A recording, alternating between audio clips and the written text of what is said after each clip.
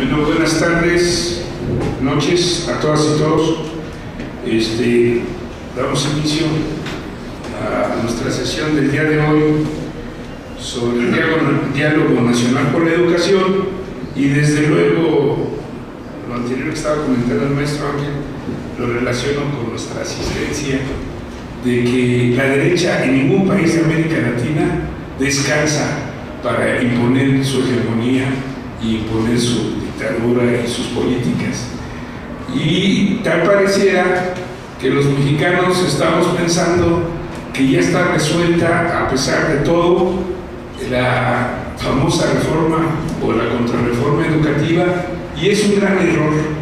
¿Por qué? Porque está enervando, germinando en muchos estados, incluso con el mismo Sindicato Nacional de Trabajadores de la Educación, pues atentando contra sus derechos laborales. Y hay un conocimiento popular que dice que lo que empieza mal termina mal. La conseja popular tiene su fundamento de que lo que empieza mal termina mal, y estas llamadas reformas estructurales, que son contrarreformas, entre ellas la reforma educativa, pues tiene mucho fundamento en cuanto a la cuestión de enajenar a la ciudadanía. Y entonces es de vital importancia este diálogo nacional por la educación para revertir esta contrarreforma educativa. Y tenemos en este panel, como lo señalaba el maestro Ángel, pues un panel de lujo, y además pues tanto el profesor Pedro Hernández, que es de la Comisión Nacional de Educación e integrante de la Coordinadora Nacional de Trabajadores de la Educación de la sección 9, que lo recibimos con un aplauso.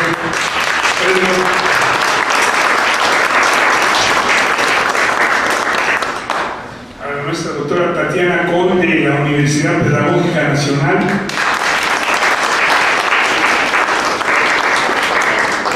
Al profesor Hugo Casanova, que es investigador de la UNAM, del Instituto de Investigaciones sobre la Universidad y la Educación, especialista en política educativa y educación superior, es autor obviamente de varios libros y artículos en materia educativa, e integrante del grupo promotor del Diálogo Nacional por la Educación.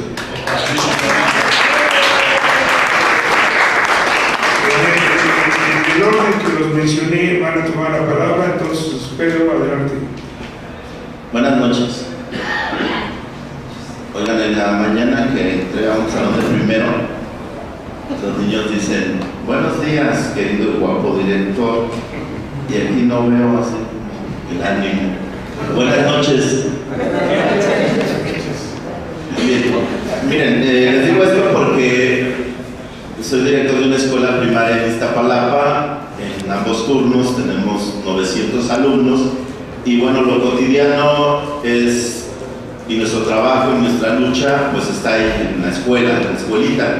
Somos maestros de la coordinadora. Quiero disculpar también al profesor Lev Velázquez Barriga, de la sección 18 de Michoacán, por no estar presente.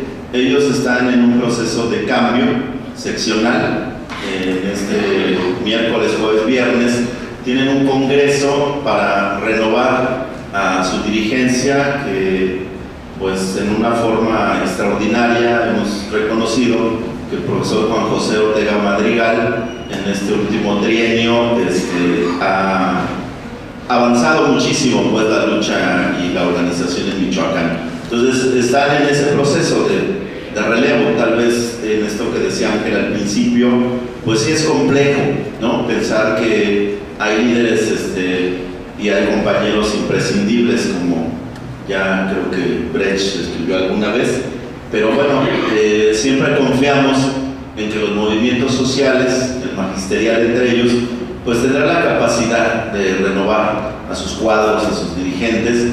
Y bueno, hemos batallado 34 años, 35 años casi, y apenas el sábado que estuvimos en una sesión del diálogo, decía el maestro Enrique Ávila: pues yo fui fundador de la CENTE, un compañero con más de 49 años de servicio en la normal superior, un excelente historiador, que forma parte también de este equipo promotor, como ha dicho Hugo Casanova, de lujo, diría aquí Ángel. Este diálogo nacional pues lo hemos retomado como coordinadora. Si se acuerdan esa imagen donde estuvimos esperando nosotros le decimos al sargento Nuño, porque no es secretario de Educación, es quien en todo caso comanda a las distintas policías para imponer una reforma educativa. Lo emplazamos a un debate público sobre el modelo educativo. Dijimos, vamos a estar en el Auditorio Nacional, si se puede adentro, pues adentro, si no, afuerita. Y bueno, pues nunca se presentó. Después declaró a la prensa que no se iba a prestar a un circo mediático, ¿no? Y bueno, este señor,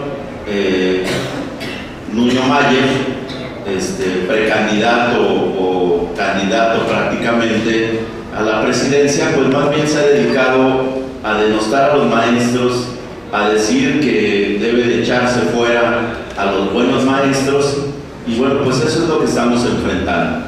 Entonces la Coordinadora Nacional de Trabajadores de la Educación tomó la iniciativa de convocar a un diálogo, y mucho reflexionamos en este pensamiento de Freire, donde dice que solamente el diálogo, que implica el pensar crítico, es capaz de generarlo.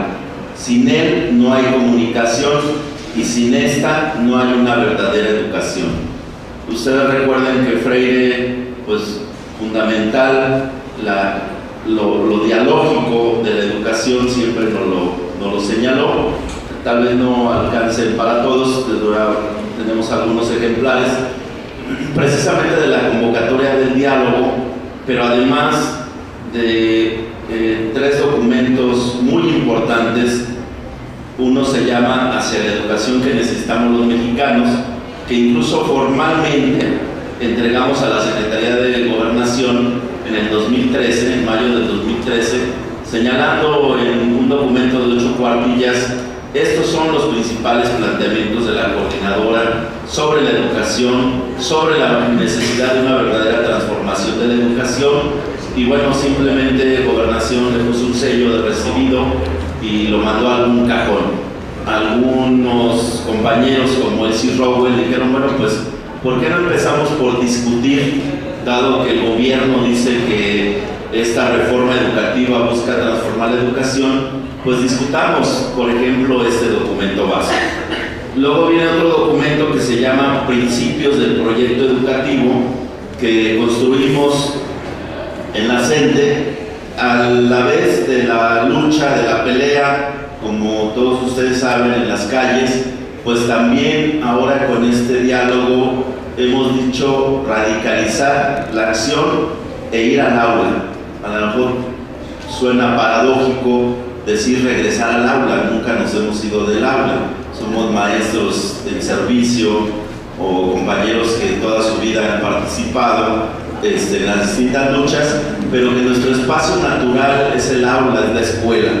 Y también en este documento reprodujimos 9 propuestas de acción para la transformación educativa del ingeniero Manuel Pérez Rocha. Entre otras cosas, pues fue el fundador, el primer rector de la UACM, donde da cuenta de una serie de iniciativas muy prácticas a realizar en las escuelas. Muchas de ellas las estamos haciendo. Entonces, pues yo espero que a algún número importante de ustedes les toque uno de estos documentos, porque ahí pueden ustedes encontrar que entonces este diálogo nacional por la educación apenas tuvo 2 sesiones. El pasado 23 de enero del 2016 se realizó el primer encuentro preparatorio de este diálogo, y este sábado pasado, 20 de febrero, el segundo encuentro como respuesta a la iniciativa de un diálogo abierto y franco con la sociedad, sí lanzado en un principio por la CENTE, pero para debatir sobre la verdadera transformación de la educación pública en el país. Esta convocatoria a este diálogo ha sido suscrita ya por más de 60 académicos, investigadores e intelectuales de varias universidades e instituciones de educación superior ubicadas en diferentes entidades del país. Por supuesto, Hugo, Tatiana son parte de esta iniciativa. Hemos ido construyendo la posibilidad de encontrarnos, de escucharnos, de dialogar, de decir nuestra palabra, de ir entendiendo entonces que una verdadera reforma educativa en este país no es posible sin la concurrencia de los maestros, de los investigadores, de los padres de familia, de los estudiantes. Pero también esta convocatoria ha sido suscrita por más de 100 organizaciones académicas, sociales y sindicales, desde el ESME hasta grupos pedagógicos, grupos de investigación, colegios, escuelas y bueno, un número importante de los principales investigadores críticos en este país sobre educación. Hemos dicho que esta reforma educativa está destinada al fracaso, que después de 3 años de quererla imponer a sangre y fuego, y no es una metáfora, o sea, tenemos que señalar ya, en algún momento también lo hemos hecho aquí, que tenemos bajas, dicen que somos bajas colaterales, en una guerra contra el magisterio, porque no se le puede llamar de otra forma a utilizar a distintas corporaciones policíacas y militares para imponer lo que, imagínense, tendría que ser un proceso educativo.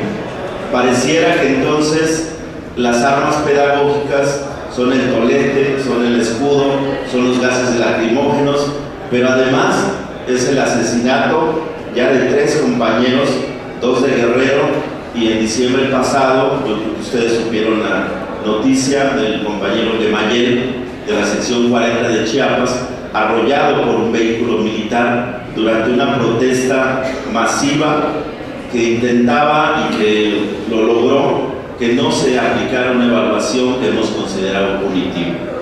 Nosotros hemos dicho entonces que repudiamos esta militarización, esta campaña de estigmatización y miedo que el gobierno federal y los gobiernos estatales, con el apoyo de los grandes medios de comunicación, están llevando a cabo para tratar de imponer lo que llaman una reforma educativa. Los encarcelamientos, los despidos, la represión y el asesinato de nuestros compañeros dan cuenta de la estrategia gubernamental de que la reforma con sangre entra. ¿Se acuerdan que en el siglo pasado se decía todavía la letra con sangre entra? Entonces parece que esa es la máxima pedagógica de este gobierno, la reforma educativa con sangre entra. Afirmamos categóricamente que la reforma educativa está fracasando porque en lugar del diálogo están los toletes, en lugar del consenso está el autoritarismo, en lugar de la confianza está el miedo, y en lugar del modelo educativo, es increíble que a 3 años de reforma educativa el sargento Nuño diga que apenas va a presentar el modelo educativo. Entonces, ¿de qué reforma educativa estamos hablando si no hay cambio en los planes y programas, si los libros de texto, además de más de 100 errores ortográficos, tienen errores garrafales de concepción, de línea, de tiempo, en el caso de los de historia, de omisión de pasajes muy importantes en la historia de nuestro país? Es decir, que está el control laboral y el desprestigio de la labor de los maestros, que cada día tienen que trabajar en condiciones más difíciles. Y entonces la amenaza ha pasado a los hechos. En este momento estamos enfrentando la amenaza del despido posiblemente de 15,000 maestros, según sus cuentas. Nosotros afirmamos que son más, que se negaron a ir a una evaluación punitiva, que se negaron a ir a un examen bajo la vigilancia de los policías. Ustedes pueden ver las fotografías de Guerrero, de Oaxaca, de todos los lugares aquí mismo en el DF, donde quienes estaban prácticamente como aplicadores pues no eran maestros o no eran personas especializadas en evaluación, eran policías. Y entonces durante 8 horas, cuando menos, los compañeros que por temor a perder su empleo acudieron a este examen, estuvieron bajo una tensión muy grande para aplicar una evaluación que va a definir quiénes son los maestros idóneos. Esta es la palabrita ahora de moda en la Secretaría de Educación Pública, es decir, que un examen de 120 reactivos de confusión múltiple, porque no puedes llamarse de otra forma, define quién es un buen maestro, tal vez ya con 15, 20, 25 años de servicio, que ha dado pues su vida a la educación, pueden definir si permanece o no. Hoy y mañana se están realizando movilizaciones en distintas partes del país, mañana particularmente los del DF. Vamos a estar en un lugar que se llama Coordinación Nacional del Servicio Profesional Docente, allá a un ladito de la sede, porque tenemos 20 maestros del Distrito Federal que se negaron a ir a esta evaluación, que ya les llegó un requerimiento donde dice: usted tiene, según la ley, esta ley que implicó la reforma educativa, la ley del servicio profesional docente, tiene 10 días para presentar pruebas de por qué no presentó alguno de los 3 elementos de la evaluación.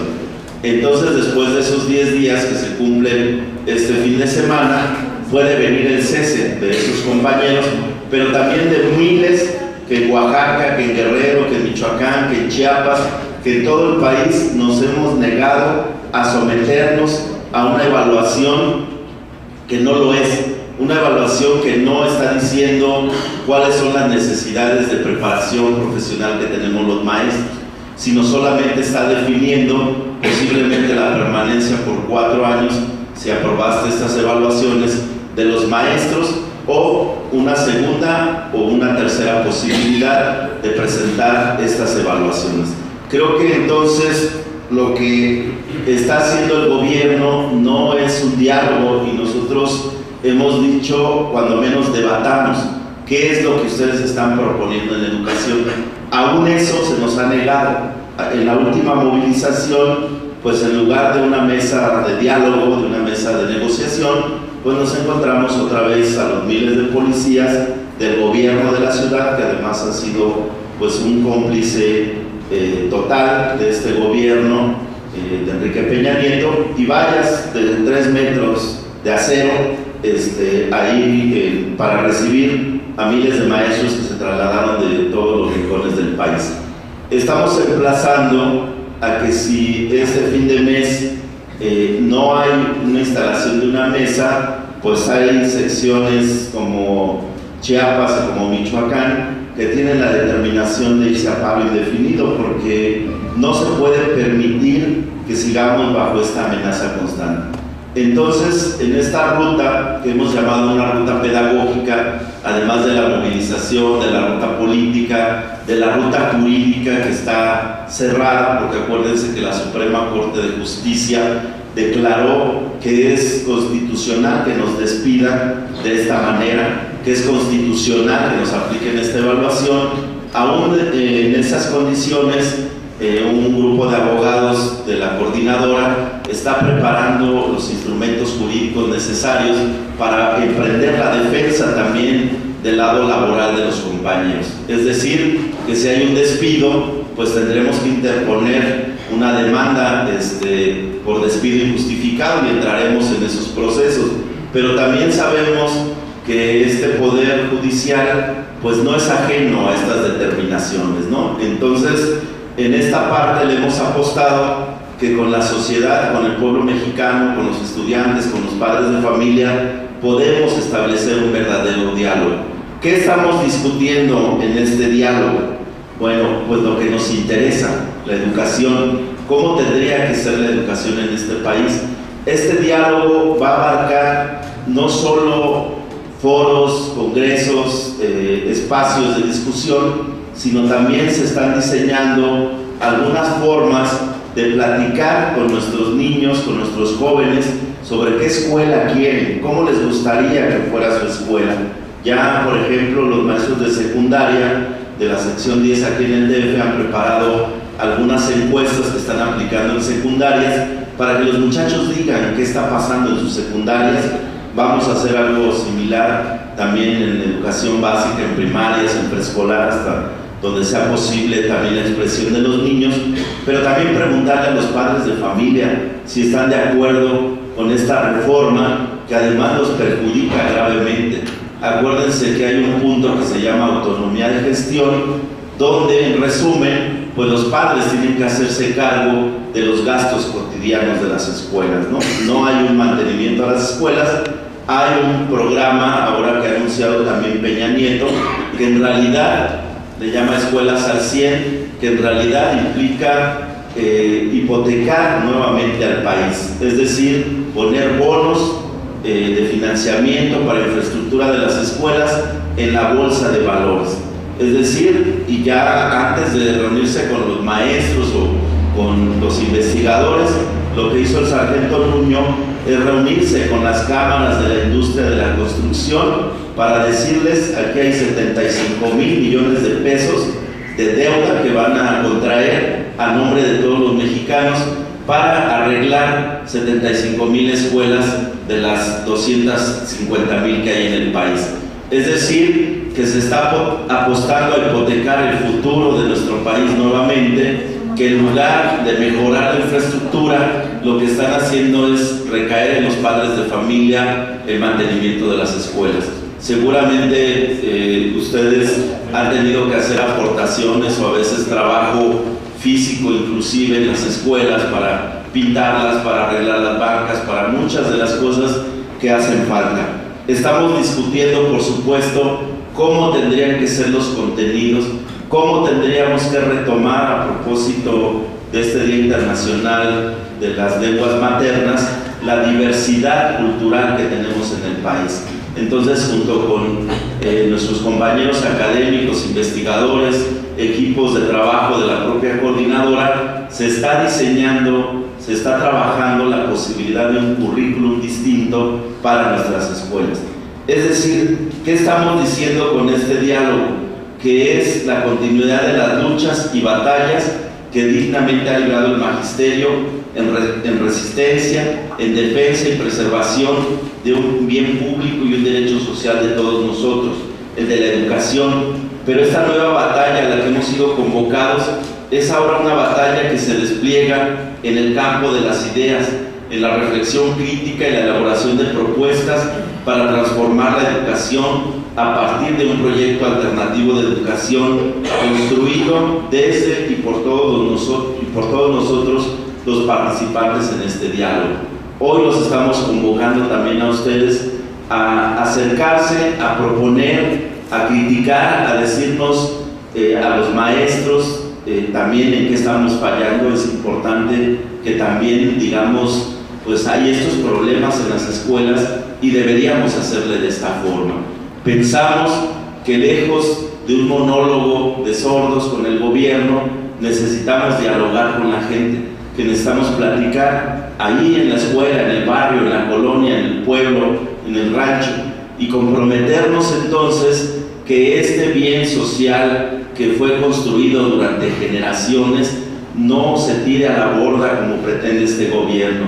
La privatización de la educación está en puerta. Cada vez es obvio que existen más escuelas privadas, algunas patito decimos, y bueno, ahora, y con el respeto que me merecen los compañeros de Morena, pues ahora hasta eso es criticado. Se están haciendo escuelas en un esfuerzo de decir: no te voy a dar una torta, no te voy a dar una playera, sino voy a invertir en educación.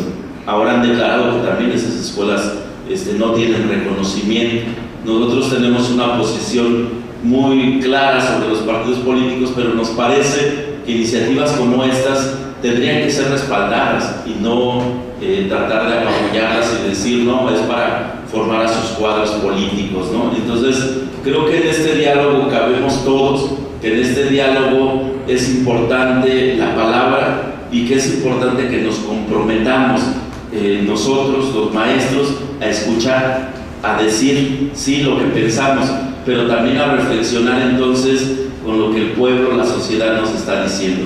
Está abierto el diálogo, hay las posibilidades, incluso yo creo que los compañeros lo van a tocar, pero ahora utilicemos también estas tecnologías.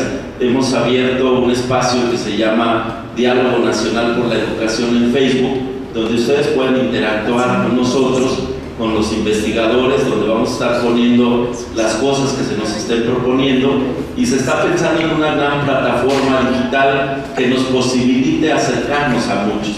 Estamos pensando en una consulta como esta que hizo la jornada hace poco, encabezada por el doctor Enrique Calderón Alzati, que también es uno de los signantes de la convocatoria del diálogo, donde a través de la jornada se preguntó sobre la reforma educativa. Ahí está en línea los resultados, y apabullantemente la mayoría de personas que contestaron esta consulta dicen: esta reforma no sirve, esta no es una reforma educativa, esta es una imposición de una ley laboral contra los maestros. A eso es a lo que estamos resistiendo, y este diálogo creemos que nos puede permitir entonces salir de ese marco estrecho, legal, jurídico, que nos intenta imponer el Estado. Creemos que tenemos la fuerza suficiente ya para emprender acciones de transformación verdadera desde la escuela. Cuando decimos radicalizar la acción en la escuela, significa entonces que no tenemos que pedir permiso para transformar nuestras prácticas pedagógicas, para mejorar nuestras escuelas, para enseñar y aprender de otra forma. A eso es a lo que los estamos convocando, a un diálogo verdadero. Este diálogo en forma abierta sesionará el 23 de abril, pero va a venir precedido de muchos foros que ya se iniciaron. Ahorita comentábamos con Hugo, con Tatiana, pues ya se está programando en Nuevo León, en Chiapas, en el Estado de México, en Oaxaca, en Guerrero, en todos los lugares donde existan maestros de la coordinadora y compañeros que comparten esta iniciativa de diálogo. Seguramente se abrirán los espacios, los foros, los encuentros, las formas que tenemos que idear para encontrarnos en esta gran tarea que es educar. Muchas gracias.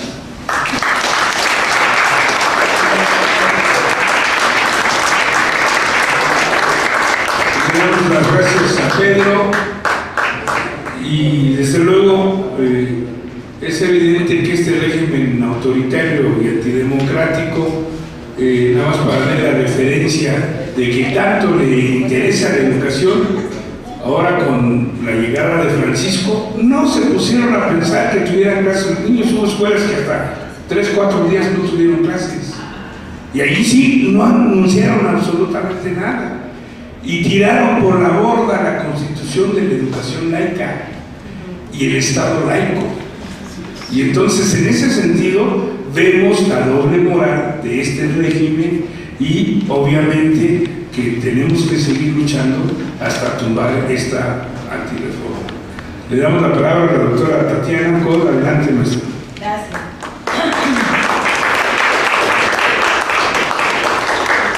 Buenas noches.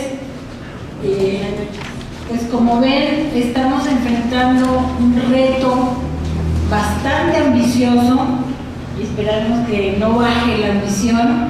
Esperamos que este diálogo realmente sea un diálogo, como dijo una compañera en la asamblea del sábado pasado, un diálogo multiplicador, un diálogo que permita que cada uno de nosotros multiplique los procesos de diálogo ahí donde esté, y se comunique y organice debates, los padres de familia, en los centros de trabajo, en todas partes, porque finalmente la educación es un asunto que nos compete a todos como sociedad.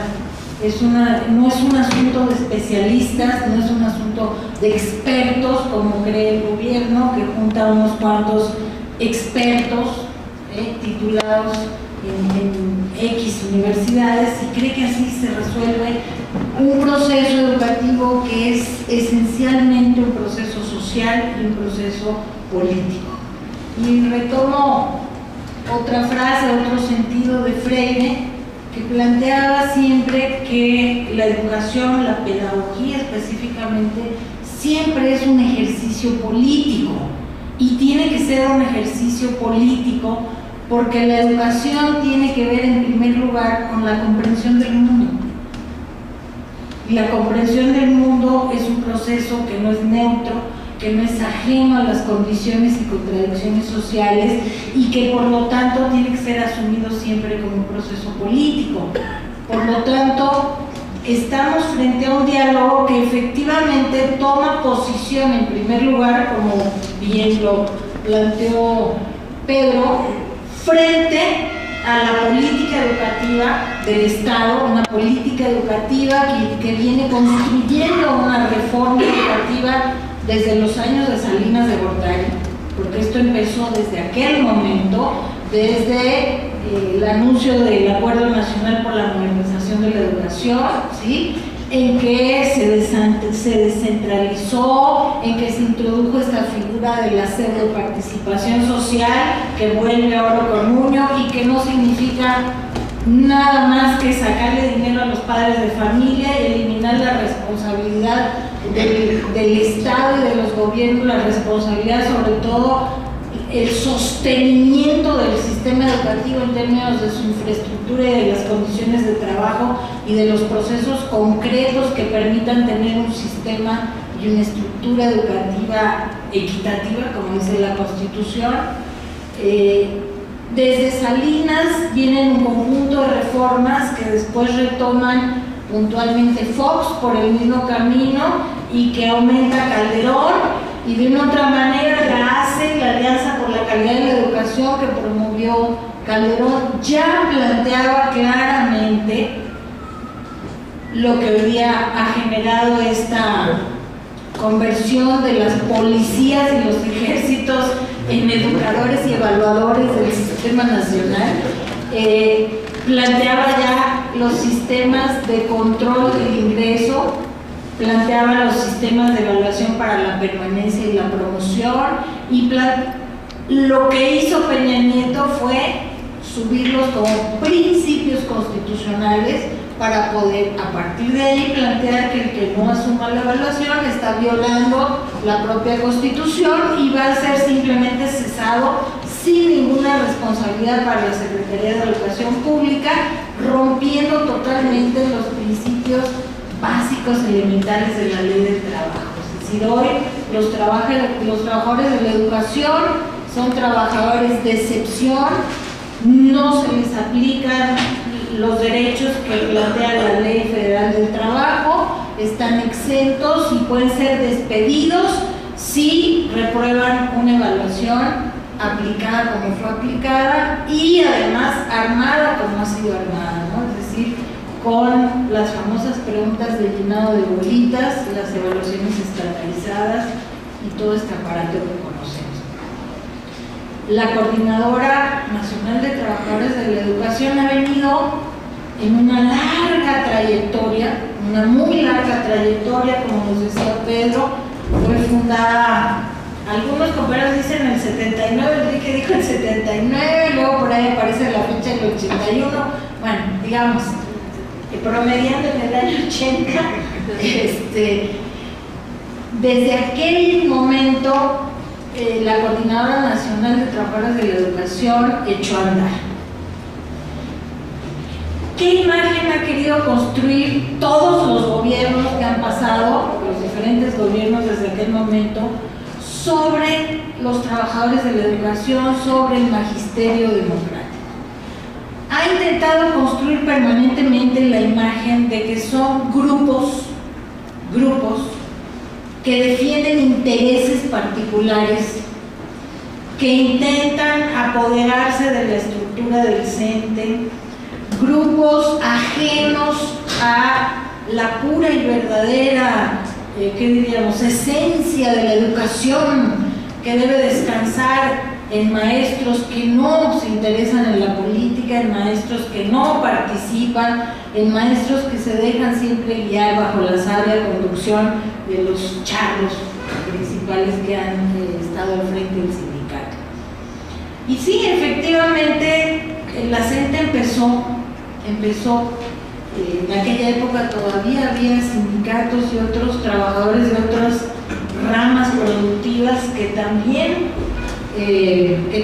intentaban la democratización organización de sus sindicatos, si mal no recuerdo, la década de los 70 fue llamada como la década de la insurgencia obrera, porque hubo muchos intentos entre electricistas, aún ferrocarrileros, etcétera, etcétera, ¿no? Pero a lo largo de estos años realmente solo ha quedado, desgraciadamente, los maestros como un núcleo fuerte de lucha por la democracia sindical.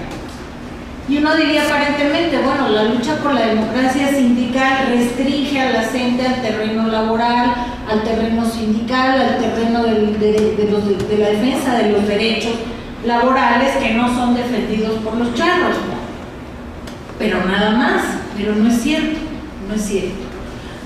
Un elemento fundamental de esta historia que nos lleva hoy día al diálogo es que en esa lucha por conquistar su democracia sindical, los maestros aprenden también, los maestros buscan también, los maestros construyen también un proceso de apropiación de su materia de trabajo. Y este es un proceso fundamental de transformación de cualquier trabajador en cualquier rama. Pero en esta rama es particularmente importante, porque la apropiación de la materia de trabajo de ellos es la educación. En la medida en que se construye un espacio sindical democrático, el debate naturalmente te lleva a buscar la construcción de una educación democrática, que sea parte de este proceso. Te lleva a que el maestro que está reflexionando sobre sus condiciones laborales, sobre su materia de trabajo, sobre los procesos educativos, pueda convertirse en un agente crítico de las políticas educativas y finalmente rompa con el papel que le asigna el Estado de ser un mero reproductor de todo lo que el Estado le fabrica arriba y de abajo para abajo y te dice, mira, aquí está tu plan de estudios, aquí están tus libros de texto, aquí están tus guías para el maestro, aquí está A, B, C, D, F, G, H, todo lo que tienes que hacer momento tras momento, sin perder de vista en ningún momento lo que aquí está para que tú trabajes. Es decir, el Estado ha concebido siempre al maestro como un mero reproductor, alguien que ve el material que le manda, se lo aprende de memoria, llega a clase, prende el cassette y lo reproduce. Desde el momento en que los maestros empiezan a apropiarse de su materia de trabajo, empiezan a analizar los textos, empiezan a analizar los planes de estudio y empiezan a plantearse como sujetos autónomos. Y los sujetos autónomos generan, como bien dice Paulo Freire, debates, diálogo y pensamiento crítico. En ese transcurso, la Coordinadora Nacional de Trabajadores de la Educación, en todos estos años, ha realizado muchos foros internos sobre proyectos alternativos, porque además también mucha gente, muchos analistas de lo educativo han planteado con frecuencia que la CENTE solo se dedica a criticar las reformas, pero nunca tiene capacidad de proponer nada. Es una de las críticas que hacen muchos por ahí, que la van deslizando. La CENTE ha venido proponiendo, ha venido construyendo muchas experiencias. Hay, ¿qué les diría yo así? Si no es que más, pila de documentos históricos que se han venido acumulando en la CENTE, donde hay un conjunto de reflexiones muy ricas que van desde pequeñas experiencias en el aula, pequeños documentos que construyen en una escuela, hasta propuestas de carácter estatal que en parte nos hemos propuesto para iniciar ahora un diálogo no solo hacia adentro, un diálogo por la educación, no solo hacia adentro, sino un diálogo abierto, un diálogo que convoque a todos y que permita, como decía, multiplicar en la sociedad este proceso. Una base que estamos intentando sistematizar para abrirla también a todos es la revisión de estos proyectos, la revisión de estos documentos que nos permita ver en estos 30 años, ¿qué propuestas se han generado? Algunas propuestas han cuajado en experiencias muy sólidas y muy concretas. Por ejemplo, en Michoacán tienen un programa de educación alterno que empieza por haber instrumentado en todas las escuelas libros de texto y procesos alternativos para la enseñanza de la lectoescritura, que llaman un programa lingüístico alternativo. En segundo lugar, han implementado lo que llaman las escuelas integrales, que funcionan de una manera completamente distinta, cuyo principal propósito es una escuela abierta a la comunidad, una escuela que permite retomar procesos de aprendizaje y trabajo, que retoman los huertos escolares que había en otras épocas, una escuela con una asamblea de estudiantes y maestros, una escuela con un principio de rigor científico, y están funcionando por lo menos 53 escuelas de este tipo. El programa se llama el PDCEN. En Oaxaca han consolidado también una propuesta educativa alternativa que se llama el PTEO, el Programa de Transformación Educativa de Oaxaca, del Estado de Oaxaca, donde, claro, la característica principal de Oaxaca es la multiculturalidad, es una enseñanza intercultural, por lo tanto pone mucho más el acento en los procesos de diversidad, de diferencia, de respeto a la multiculturalidad, de rescate de los saberes comunitarios, de romper con el proceso de colonización interna que muchas veces la educación oficial reproduce. Hay en Guerrero también unas propuestas que se conocen como las escuelas altamiranistas, hay en Morelos diferentes propuestas, en Veracruz, etc. Muchas de estas propuestas también arrancan del contacto que han tenido maestros de la coordinadora con el sistema de educación en Cuba. No profundizaré, pero el sistema educativo en Cuba, simplemente por decir una cosa, en cualquier prueba PISA elaborada incluso con los parámetros de la UNESCO y elaborada especialmente para la región latinoamericana y con toda la crítica que le hacemos a ese tipo de instrumentos, pues de todos modos Cuba queda siempre muy por encima del resto de América Latina en términos de sus resultados, porque tiene una estructura educativa muy equitativa. Todas las escuelas están equipadas igual, todas las escuelas tienen una gran infraestructura, la sociedad tiene niveles de igualdad mayor, los profesores le dedican a los estudiantes horas de atención personalizada, tienen grupos de 25 niños, y fíjense, en Cuba además es el país que menos computadoras tiene por escuela. Y a pesar de no tener computadoras, ¡horror!, es el mejor. Entonces, muchos maestros de la coordinadora han pasado por Cuba, conocen ese sistema, muchos maestros, LEF mismo, que no llegó desgraciadamente, pero LEF ha estado, por ejemplo, con el movimiento de los Sin Tierra en Brasil, que tiene también un sistema alternativo educativo muy importante, muy interesante. Y algunos han conocido también otras experiencias que se dan en los procesos sociales, en los movimientos contemporáneos, en Bolivia, en Venezuela, etcétera, ¿no? Entonces, este proyecto de diálogo se nutre de múltiples raíces, de múltiples ríos, digamos, que van a confluir, pero fundamentalmente el propósito es que a partir de todo esto que se ha ido acumulando y que se puede regresar para un debate muy abierto y recoger también, como decía Pedro, todas las posibilidades de debate, opinión y participación. Por eso, en esta intención de generar un proceso completamente diferente a lo que hace el gobierno mediante sus cúpulas de expertos encerrados en su torre de marfil, que sin conocer a veces ni siquiera las condiciones básicas en las que trabajan muchos maestros, pues nos bajan estos programas educativos y estos modelos concebidos más bien en torno a parámetros ajenos a nuestra realidad social y política.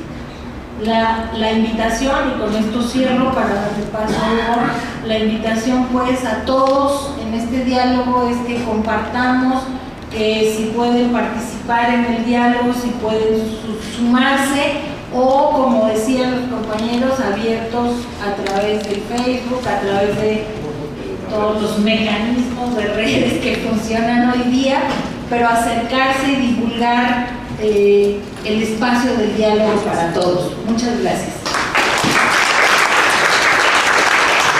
La palabra al doctor Hugo Casanova.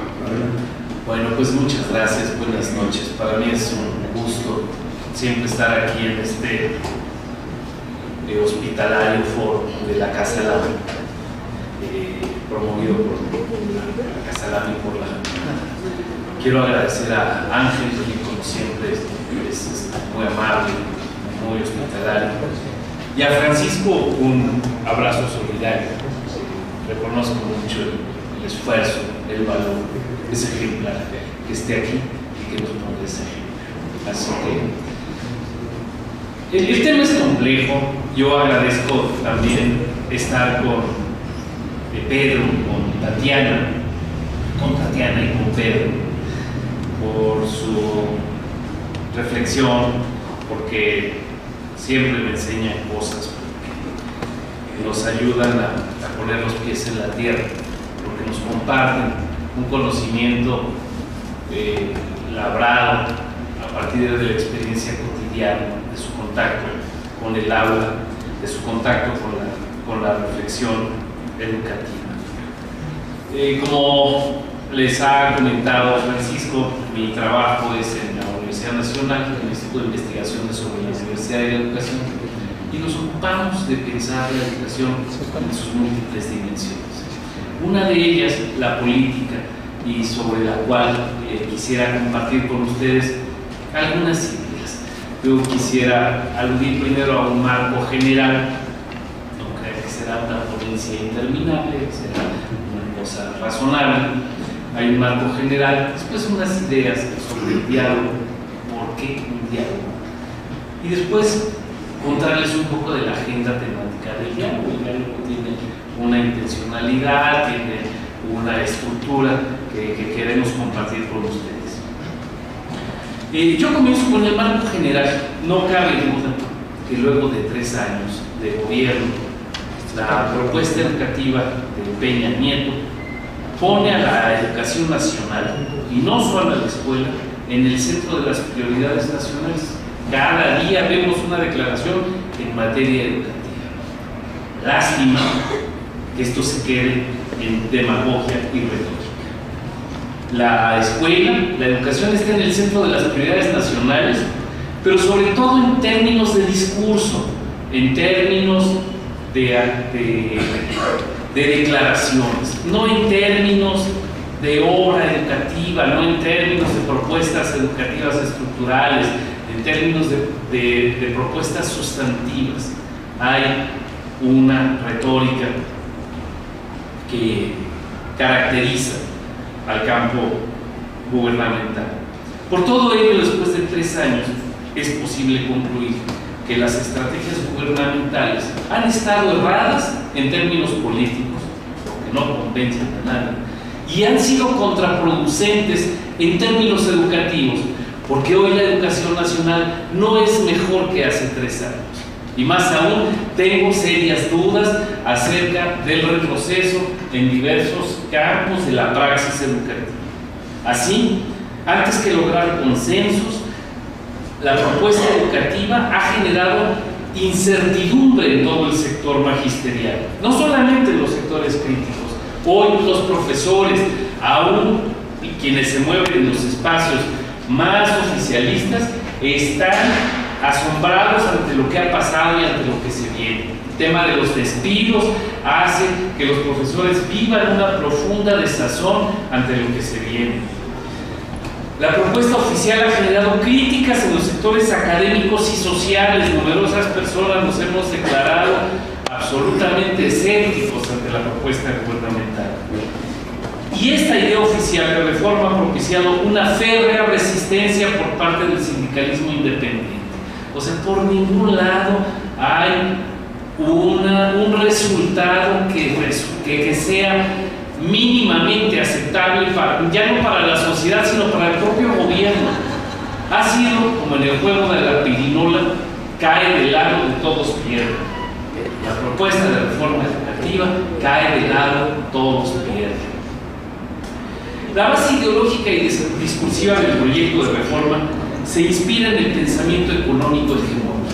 No es una idea original del gobierno federal, sino es una idea cocinada a partir de los planteamientos de la OCDE, de la Organización para la Cooperación y el Desarrollo Económicos, y en la singular línea del pensamiento empresarial de Mexicanos Primero.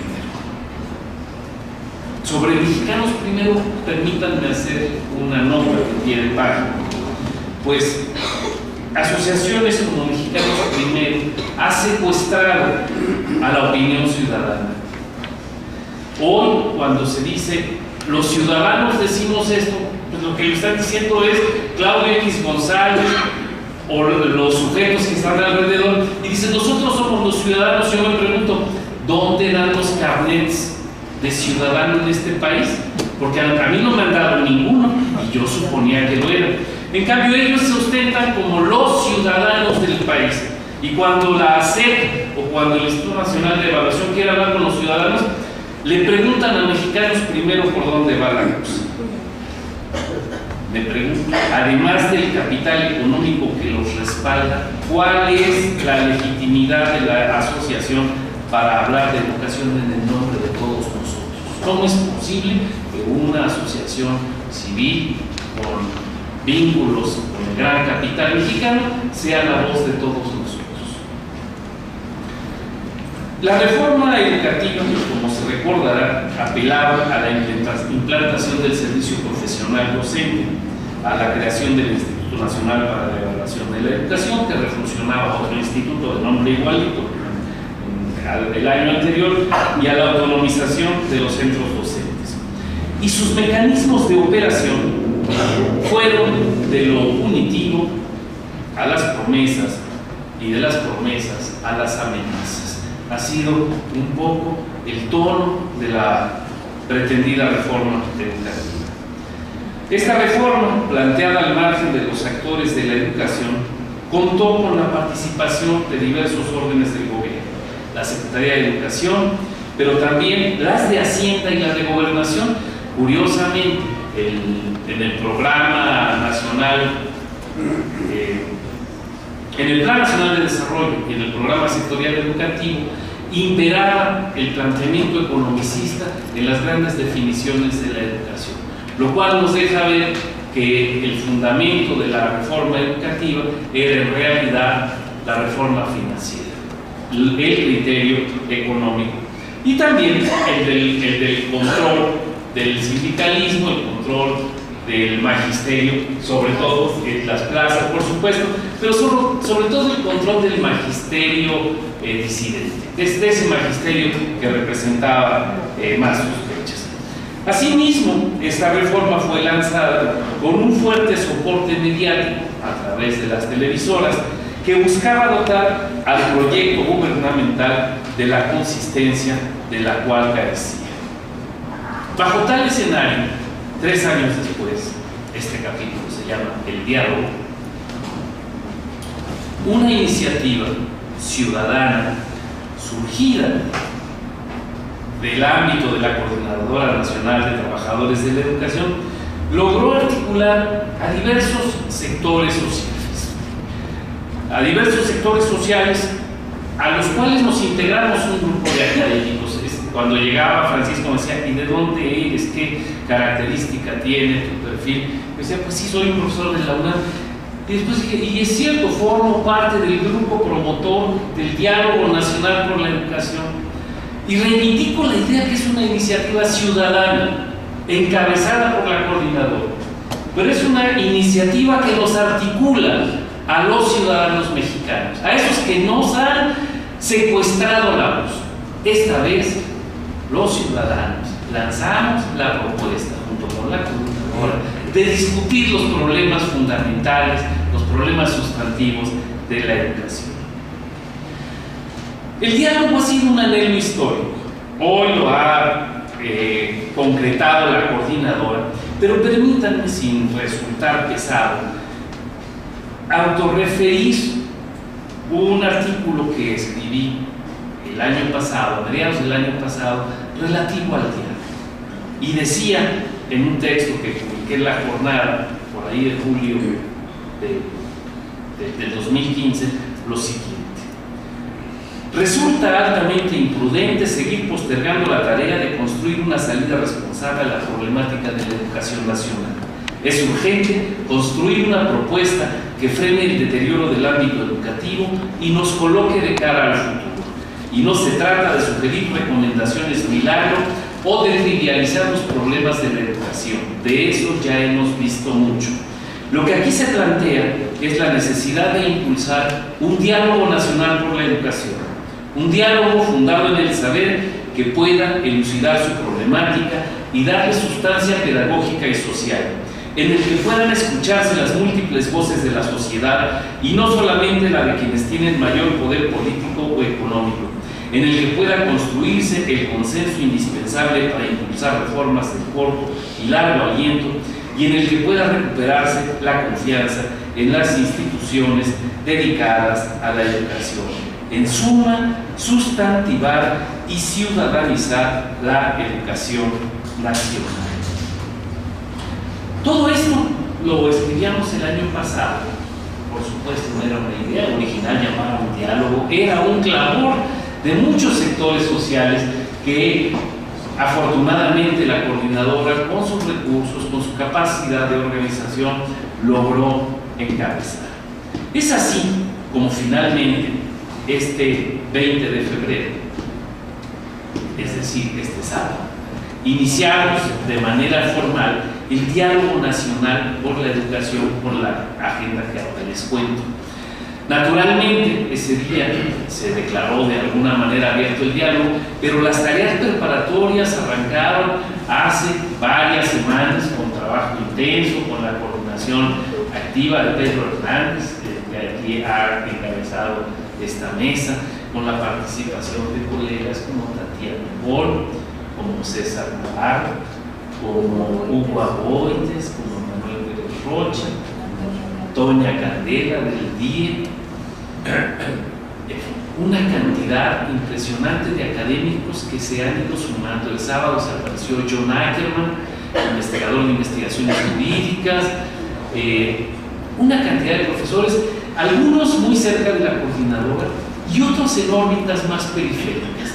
Y una de las cosas que ha resaltado en el debate y en la construcción de este proceso es el valor de todas las voces, el valor de aquellos que se ponen hasta adelante y el valor de aquellos que están en los círculos periféricos.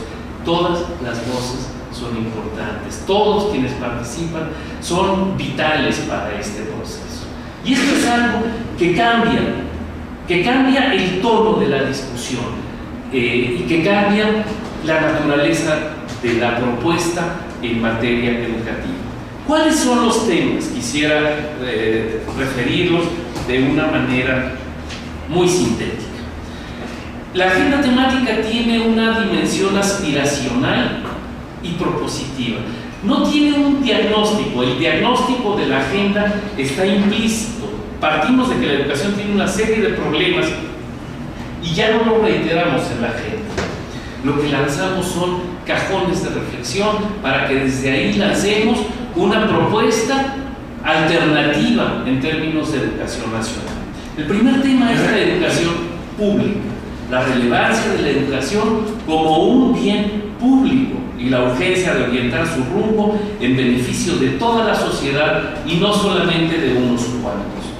Educación democrática es el papel de la educación para impulsar la democratización nacional, no solamente en el aula o en la escuela, sino la democratización de las relaciones sociales y de la construcción de las políticas nacionales. La educación nacional, el reconocimiento de este factor como un elemento central para lograr la plena construcción de la nación. Pensamos que son dos elementos mutuamente conectados e interdependientes: la educación y la nación. Esto es algo que no inventamos nosotros, los idealistas alemanes del siglo XIX, Humboldt, Fichte, Schleiermacher, ya planteaban la importancia de tener estos dos elementos como una dualidad inseparable. Educación crítica como cuarto factor: la identificación de los elementos que propician este carácter de la educación y su papel en la formación de sujetos sociales que cuentan con la capacidad necesaria para pensar y repensar su lugar en el mundo. 5, de lo cual ha hablado Tatiana, la educación dialógica. Y Pedro, la importancia de promover condiciones de aprendizaje y construcción de argumentos basados en el diálogo igualitario. Y esto tiene que ver con privilegiar el debate y la discusión con base en la validez y consistencia de los argumentos y no en la racionalidad del poder, no en el peso de los diplomas del experto, sino en la validez de los argumentos independientemente de en qué lugar esté la persona. En este lugar los niños tienen un lugar esencial porque aunque carecen del poder, no carecen de los argumentos. Y en ese momento los niños y los jóvenes se convierten en elementos fundamentales para la condición dialógica. Educación y justicia social. 6. La necesidad de promover el papel de la educación como promotora en la adecuada distribución de los bienes para todos, en un sentido que salte las inaceptables asimetrías sociales que se viven en México. Educación y emancipación social, que está muy cerca de esto. Discutir el papel de la educación como promotora de la emancipación de los individuos, de los grupos y de la sociedad en su conjunto. Educación y política, que es, también se hablaba hace un momento, del componente intrínsecamente político de la educación, tanto en el ámbito micro como en el ámbito más amplio de la educación. Otro elemento que se ha resaltado es la condición de los actores de la educación, los alumnos, los maestros y la sociedad, y dentro de esto las condiciones de los muchachos, las condiciones sociales en que se desenvuelven, las condiciones del magisterio, sus condiciones de formación, sus condiciones de valoración, pero también sus condiciones laborales. Y aquí entra toda la lucha del sindicalismo, toda la lucha por lograr y asegurar las mejores condiciones laborales para quienes tienen bajo su principal encargo la conducción del proceso educativo en el aula. También el papel de la sociedad frente a la educación. Casi en último lugar, no por ello más importante, sino como punto de llegada, el concepto de educación alternativa, que tiene que ver con el proceso de construcción de alternativas de contenidos mínimos y de los enfoques didácticos más avanzados en cada una de las áreas básicas de la educación: español, matemáticas, ciencias naturales, ciencias sociales, artística, educación física. Todo esto como parte de la fundamentación de los contenidos de una educación alternativa. Y otro punto que ha surgido en las discusiones de las reuniones preparatorias es la dimensión del financiamiento, de la gestión y de la política educativa como puntos medulares en la construcción de una propuesta alternativa de educación. En fin, estas son, digamos, las grandes dimensiones de la agenda que a mí me parece muy importante comentar con ustedes.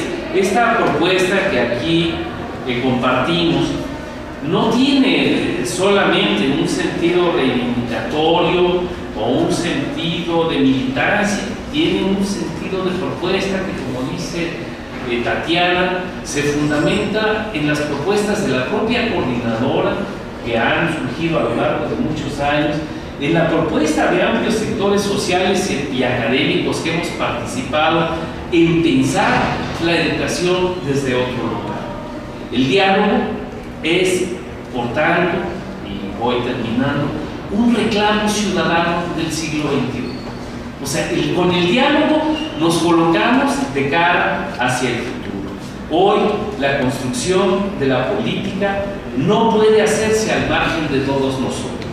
La definición de las políticas públicas, como hoy equivocadamente son llamadas las políticas gubernamentales, requiere de la participación de todos nosotros.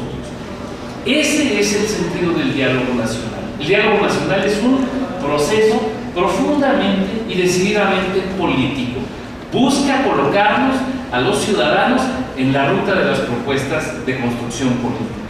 Necesitamos, por todo ello, propiciar la participación de la sociedad en la política educativa. Pues muchas gracias.